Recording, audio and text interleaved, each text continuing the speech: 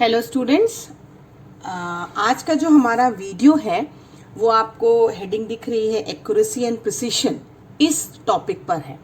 तो इसको डिफाइन करने के पहले मैं आपको दो छोटे से एग्जाम्पल एक्सप्लेन करती हूँ।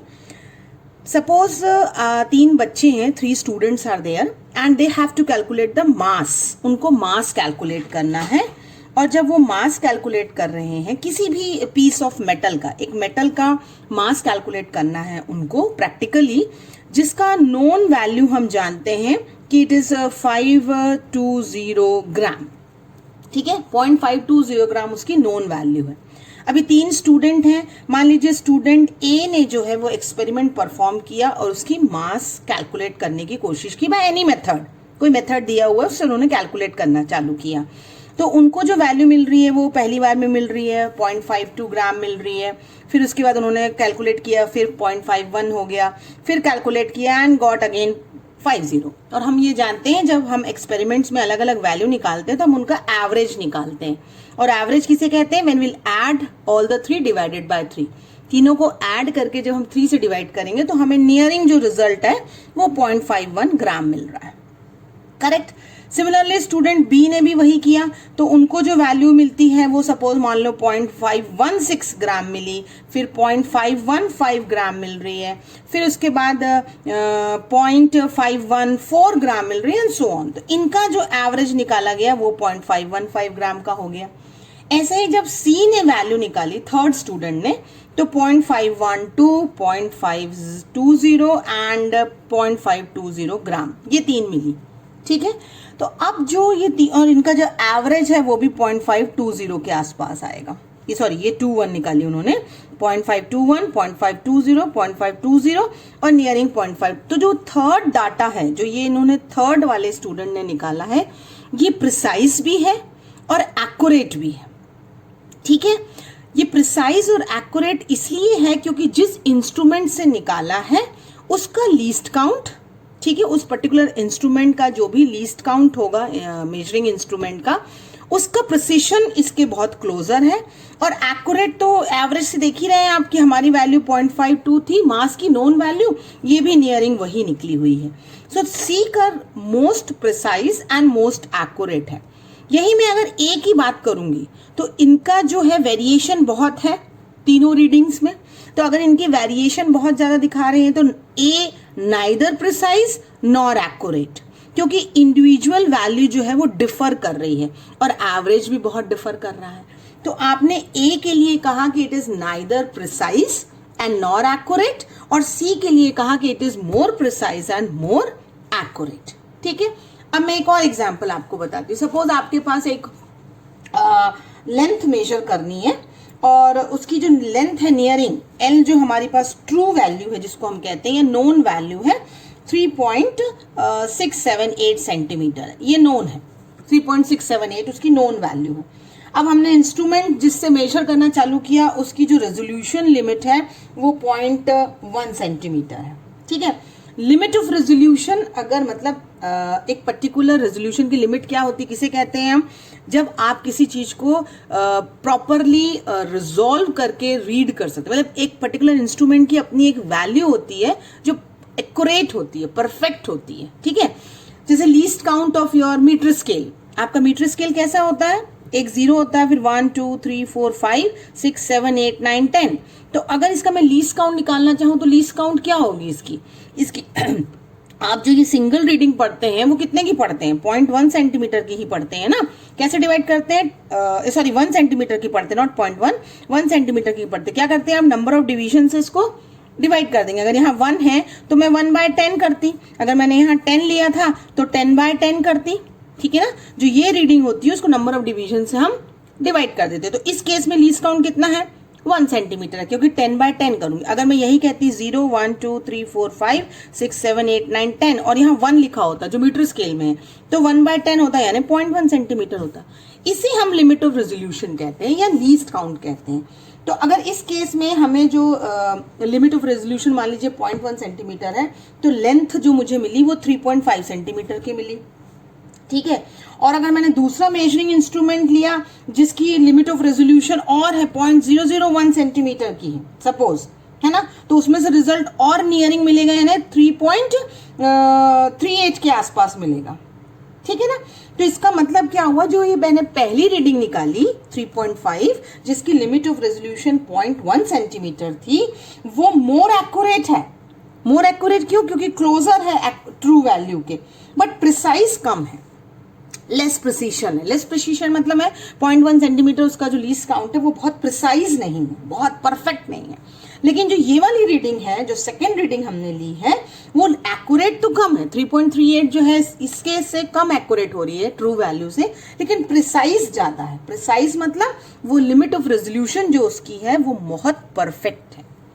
अब इन दोनों एक्सपेरिमेंट के एग्जाम्पल से आपने जो टॉपिक देखा एक्यूरेसी और प्रिसिशन, इसका क्या मतलब समझा कि accuracy refers to the closeness of measurement to the true value, यानी जो ट्रू वैल्यू के बहुत पास है, क्लोज है, उसे हम एक्यूरेसी कहते हैं। जो भी रिजल्ट है उसकी अगर हमारे पास स्टैंडर्ड वैल्यू है और हम मेजरमेंट करते समय, जब हम प्रैक्टिकली मेजर करते हैं फिजिक्स में और हमने उसके क्लोज वो वैल्यू पाई, तो वो उसकी एक्यूरेसी होगी। As we reduce the error, the measurement becomes more accurate. जैसे जैसे हम कम गलतियां करेंगे हमारे रिजल्ट एक्यूरेट होंगे। तो सिंगल लाइन में आप क्या कह सकते हैं? It is closeness of measurement to the true value, किसी भी फिजिकल क्वांटिटी, है ना। लेकिन प्रिसिशन किसे कहेंगे? It refers to the resolution या limit to which the quantity is measured, यानी it is more precise if your instrument, least count of your measuring instrument से आप बहुत प्रिसाइज रिजल्ट ले सकते हैं। अगर आपका जो फिजिकल क्वांटिटी आप जिस भी इंस्ट्रूमेंट से मेजर कर रहे हैं वो अगर बहुत उसके क्लोजर आ रहा है तो you will get more precise result. तो इसके लिए आप क्या कह सकते हैं? This precision refers to the what? It refers to resolution या it refers to limit by which your quantity is measured. तो आप कह सकते हैं कि स्मॉलर द लीस्ट काउंट, जितना कम लीस्ट काउंट होगा, जैसे मैंने यहां कहा था ना 0.001, जितना कम लीस्ट काउंट होगा उतना ग्रेटर प्रिसाइज होगा आपका रिजल्ट। आई होप ये आपको क्लियर हुआ होगा कि एक्यूरेसी एंड प्रिसिशन क्या होता है। अब एक्यूरेसी एंड प्रिसिशन जब हम कर रहे हैं तो हम इसका मतलब प्रैक्टिकल पार्ट पे हैं फिजिक्स के, जो हमें न्यूमेरिकल में भी यूज होती है एज वेल एज हमारे प्रैक्टिकल में वाइवा में भी हेल्पफुल होती है। तो अब जो अगला टॉपिक हम पढ़ेंगे वो रहेगा एरर। ये जो एरर है ये हम कहाँ गलते हैं? एरर का सिंपल मतलब क्या होता है? एरर का सिंपल मतलब होता है गलतियां, मिस्टेक्स। तो ये एरर हम कहाँ करते हैं? When we are doing the calculation या मेजरमेंट। जब हम so what we have seen कि एरर जो होती है, जो गलतियां होती हैं, अब हमें वो एक्सपेरिमेंट्स में while doing the physics experiment we have to take care of. तो एरर जो गलतियां होती हैं वो कैसे पता करेंगे हम? कि हमारे पास जो ट्रू वैल्यू है, जो नोन वैल्यू है, उससे जब हम अपनी कैलकुलेटेड या मेजर्ड वैल्यू को सब्सट्रैक्ट कर देंगे। फॉर एग्जाम्पल जैसे मैंने अभी आपको ही बताया है कि हमारे पास मास जो था वो कितना था, हमारे पास जो मेटल का मास था वो था, उसकी ट्रू वैल्यू 0.520 ग्राम की थी। और जब स्टूडेंट ए कैलकुलेट कर रहा था या जब स्टूडेंट बी कैलकुलेट कर रहा था तो उसने कैलकुलेशन में मान लीजिए ये निकाली, है ना, 0.1515 की वैल्यू निकाली। इसका मतलब क्या है? उसने जो गलती करी वो इन दोनों को जब हम सब्सट्रैक्ट करेंगे तो हमें आपको एरर मिल जाएगा। इसीलिए फिजिक्स के एक्सपेरिमेंट में जब आप एक्सपेरिमेंट या मेजरमेंट करते हैं तो we take the readings number of times, बार बार आप रीडिंग लेते हैं सो दैट आपके एरर मिनिमाइज हो जाए। गलतियां तो तब भी आप करेंगे बट एरर जो होता है वो मिनिमम हो जाता है। तो अगर आपको सिंपल कोई पूछता है कि what do you mean by error, तो error is nothing but it is equal to the difference between the true value and the measured value of your physical quantity. एक ब्रीफ नोट लिखने आएगा आपको कि व्हाट इज एरर, ये viva में भी पूछा जा सकता है। अब आपने कहा कि there are different types of error, है ना, अलग अलग टाइप होते हैं। तो सबसे पहला एरर जो होता है वो कहलाता है कांस्टेंट एरर। एरर जो कांस्टेंट बना हुआ है, मतलब which affect the observation with the same amount. आपने पहली बार रीडिंग ली, एरर आया मान लीजिए, वही एरर सेकेंड रीडिंग में भी आई, वही एरर थर्ड रीडिंग में भी आई। इसका मतलब एरर जो है वो कॉन्स्टेंटली मेंटेन हो रहा है हर एक रीडिंग पर। है ना। ये कैसे हो सकता है, मान लीजिए आपने कोई मीटर स्केल यूज किया है, उसमें परमानेंट एक एरर है ही, तो वो एरर आपकी हर कैलकुलेटेड वैल्यू में आएगा। तो इस तरीके के एरर आपको फॉल्टी मेजरिंग इंस्ट्रूमेंट यूज करने में आते हैं, ठीक है। फिर जो सेकेंड एरर होता है वो कहलाता है सिस्टमैटिक एरर।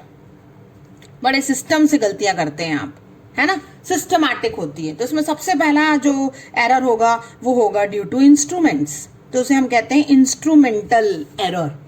इंस्ट्रूमेंटल एरर मतलब क्या हुआ, जब आपका मेजरिंग इंस्ट्रूमेंट बन रहा था या जब आप मार्केट से उसे खरीद कर लाते हैं, चाहे वो मीटर स्केल हो, वर्नियर कैलिपर हो, माइक्रोस्कोप हो, there is error inbuilt in it. उसमें एरर है ही, गलतियां कैलकुलेटेड ही गलत हो सकती हैं डायरेक्ट। तो due to this you are making an instrumental error, यानी आपकी गलती नहीं है, वो इंस्ट्रूमेंट में ही है, उसका कैलिब्रेशन ही खराब था, ठीक है। फिर तो इसी में बी जो सिस्टमैटिक एरर में जो सेकंड पार्ट आएगा वो आएगा इम्परफेक्शन इन एक्सपेरिमेंटल टेक्निक। जो आप एक्सपेरिमेंटल टेक्निक अप्लाई कर रहे हैं, ठीक है, तो ये एरर क्यों होता है, due to the limitation of your experimental arrangement. जो भी आप टेक्निक यूज करते हैं, जैसे आपकी बॉयंसी ऑफ एयर एरर जो आता है, due to the buoyancy of error आ जाता है। सो हम जब weight of the body in air calculate करते हैं वो गलत हो सकती है। तो जब हम अपनी टेक्निक्स जो फॉलो कर रहे हैं इन योर मतलब एक लिमिटेशन के साथ, लैब में आपकी कुछ लिमिटेशंस होती है ना, तो वो इम्परफेक्शंस जो आप होते हैं वो आपके सिस्टम एक्सपेरिमेंटल टेक्निक में आते हैं। फिर very important is your personal error, ये तो आप लोग करते ही हैं। पर्सनल एरर मतलब देखने में गलती कर रहे हैं, सेटिंग ऑफ अपैरेटस गलत कर रहे हैं, आपको सर्किट डायग्राम नहीं आ रहा है, आपके पास रीडिंग कुछ और आ रही है, आप लिख कुछ और रहे हैं, ठीक है ना। और इसमें एक पैरेलैक्स होता है, इसी में एक एरर जो कहलाता है वो पैरेलैक्स कहलाता है। पैरेलैक्स कहलाने का मतलब क्या होता है, जब हम एक कोई चीज देख रहे हैं, मान लीजिए एक यहां से कोई देख रहा है, एक यहां से कोई देख रहा है, तो दोनों के विजन में जो होता है देखने में एक अंतर हो जाता है। ये मेनली आप ऑप्टिक्स के एक्सपेरिमेंट में देखेंगे, है ना। तो जब आपके आईसाइट, आप यहां से कोई लड़का देख रहे हैं, यहां से कोई लड़का देख रहा है, देख एक ही चीज रहा है वो, but due to their difference in the vision, यानी इमेज और ऑब्जेक्ट के जो उसमें होता है कोइंसिडेंस में, मतलब प्रॉपर कोइंसाइड नहीं होती एक के ऊपर एक, तो उसे हम पैरेलैक्स कहते हैं, ठीक है। मेनली जो आप 1 पिन मेथड या 2 पिन मेथड से फोकल लेंथ वाले एक्सपेरिमेंट करेंगे उसमें ये पर्सनल एरर आते ही है। अब कुछ एरर जो होते हैं डी टाइप के, जो सिस्टमैटिक ही चल रहे हैं, सारे होते ही हैं, ये आएगा due to external causes. External causes के कारण क्या क्या गलतियां होती हैं, जैसे कई बार बहुत ह्यूमिडिटी है और कुछ एक्सपेरिमेंट ह्यूमिडिटी में इफेक्ट करते ही हैं, कभी टेम्परेचर बहुत ज्यादा है, कभी प्रेशर बहुत ज्यादा है या कम है, तो कुछ एक्सपेरिमेंट्स आपके external causes due to atmospheric changes भी होते हैं, ये डिटेक्ट भी कर सकते हैं। और कभी हम एक्सपेरिमेंटल लाइक आपका न्यूटन्स लॉ ऑफ कूलिंग के एक्सपेरिमेंट करते हैं, उसमें टेम्परेचर की जो होता है उससे अफेक्ट करता है। So there are certain kind of reason जिससे ये अफेक्ट होता है। तो आपके जो सिस्टमैटिक हैं वो कौन कौन से हो गए, एक तो इंस्ट्रूमेंटल एरर हो गया, टेक्निक की इम्परफेक्शन हो गई, आपकी जो कैलोमेट्रिक लॉ, रेडिएशन लॉस जो कैलोमेट्रिक एक्सपेरिमेंट होता है मेनली उसमें होता है, फिर आपका एक्सटर्नल कॉजेज हो गए, पर्सनल एरर हो गए, ठीक है। जो अगला थर्ड टाइप ऑफ एरर कहलाता है वो कहलाता है रैंडम एरर, ठीक है। रैंडम एरर का मतलब क्या हुआ, this is occur mainly due to irregularity, okay, and the magnitude and direction. Magnitude and direction अलग अलग होता है अगर कई बार, तो आपकी जो इरेगुलरिटी आती है उसके कारण आपका ये रैंडम एरर होता है। और इसी के लिए हम बार बार नंबर ऑफ ऑब्जर्वेशन लेते हैं, यानी एक ही एक्सपेरिमेंट को रिपीट करते हैं, ओके। तो जैसे कभी पॉजिटिव नेगेटिव रीडिंग आ गई, कभी नेगेटिव रीडिंग आ गई, है ना। तो अगर हमारा मैग्नीट्यूड एंड डायरेक्शन के हिसाब से आप कैलकुलेट करते हैं और कई बार करते हैं, तो हम प्लस माइनस सबको हमको एवरेज में कंसिडर करना पड़ता है। तो एक सिंगल लाइन में आप क्या कह सकते हैं, error which occur and at random in magnitude and direction, occur which is at random, okay, random in magnitude and direction। इस केस में आपका जो एरर होता है इसे हम मिनिमाइज करते हैं by taking number of times the observation, ठीक है। फिर एक आपका एरर होता है that is called least count error. Least count, ये मैंने अभी आपको बताया था कि व्हाट इज लीस्ट काउंट। जो आपका मेजरिंग इंस्ट्रूमेंट है जो आप खरीद के लेके आते हैं उसकी सबकी एक लीस्ट वैल्यू होती है। The smallest division on the scale in your measuring instrument, that is called least count. जो मैंने अभी आपको एक एग्जांपल बताया कि 0 से लेकर अगर 100 है या 0 से लेकर के 10 है, जैसे आप वोल्ट मीटर में भी देखेंगे आपका 0 से लेकर पता चला अगला 5 वोल्ट है और 1 2 3 4 5 6 7 8 9 10 11 12 13 14 15 16 17 18 19 20 डिवीजन है, सपोज 20 डिवीजन है और 0 से 5 है, तो आपका एक लीस्ट काउंट कितना होगा, 5/20 का होगा। This is how you have to calculate the least count. तो ये एरर भी हम करते हैं कई बार, ठीक है। The last error, fifth one, is your gross error, ठीक है। ग्रॉस एरर और मिस्टेक्स इसे कहते हैं हम। अब ये ग्रॉस एरर क्या है, this is due to either carelessness, due to imperfection in your adjustments, your apparatus, and यहाँ पे करेक्शन की गुंजाइश कम होती है क्योंकि ऑलरेडी आप कर चुके हैं। जैसे कहते हैं ना ग्रॉस, मतलब फाइनली हमने क्या क्या गलतियां कर ली हैं। हो सकता है टेक्निक हमारी गलत हो सकता है हमने पर्सनल एरर करे हो, हमारे एक्सटर्नल कॉजेज हो, इन सब के कारण जो होता है that is giving the rise which is due to carelessness of the person और due to the proper improper, you can say improper adjustment of the apparatus, इसके कारण आपका ग्रॉस एरर होता है, ठीक है। तो ये सारे जो एरर हैं ये हमें पढ़ना है ड्यूरिंग द एक्सपेरिमेंट्स। अब हम अगला वीडियो जब देखेंगे तो अभी हमने देख लिया कि एक्यूरेसी क्या है, प्रिसीशन क्या है और एरर क्या है। ये आपका थ्योरेटिकल पार्ट में बनेगा या वाइवा में पूछा जाएगा। अब हम क्या करेंगे, मैथमेटिकल पार्ट करेंगे एरर का, जिसमें हम फॉर्मूला देखेंगे और कुछ न्यूमेरिकल उस पर सॉल्व करेंगे। सो आई होप स्टूडेंट आपको ये क्लियर हुआ होगा। इस पर ब्रीफिंग करिए और अगला वीडियो जो है उस पर बेस्ड न्यूमेरिकल प्रैक्टिस करिएगा। Thank you students.